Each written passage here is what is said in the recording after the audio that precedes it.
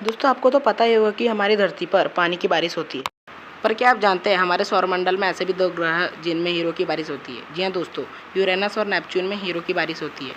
दोस्तों आज हम इन्हीं दो ग्रहों के बारे में जानेंगे।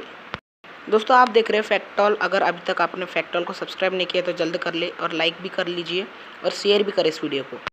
चलिए दोस्तों तो टॉपिक की तरफ बढ़ते हैं। So let's explore.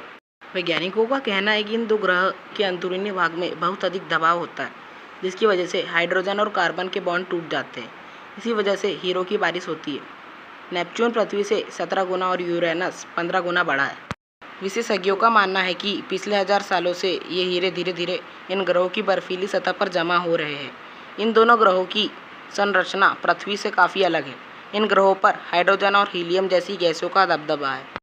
वैज्ञानिकों का मानना है कि इन ग्रहों के भीतरी भाग यानी सतह से लगभग 6200 मील अंदर अत्यधिक दबाव होता है। यही वजह है कि इन ग्रहों पर हीरे की बारिश होती है। हाल ही में एक प्रयोग ने इन ग्रहों पर हीरे की बारिश होने की पुष्टि भी की है। वैज्ञानिकों की टीम ने इस प्रयोग के लिए कार्बन और हाइड्रोजन से बने प्लास्टिक पॉलीस्टीरीन को चुना। इसके बाद लेज़र की मदद से इस पर उतना दबाव दिया गया जितना आमतौर पर इन ग्रहों के अंदरूनी हिस्सों में पाया जाता है। उन्होंने 9000 डिग्री फ़ारेनहाइट तापमान और 150 गीगा पास्कल दबाव में इसे रखा तो पाया कि कार्बन और हाइड्रोजन के बीच बॉन्ड टूट गया और कार्बन के एटम नैनो डायमंड में बदल गए। हालांकि लैब में ये डायमंड्स कुछ नैनोमीटर ही थे, लेकिन रिसर्च टीम का कहना था कि नेपच्यून और यूरेनस में हीरो का आकार काफ़ी बड़ा हो सकता है। तो दोस्तों यह कारण था कि नेपच्यून और यूरेनस में हीरो की बारिश क्यों होती है।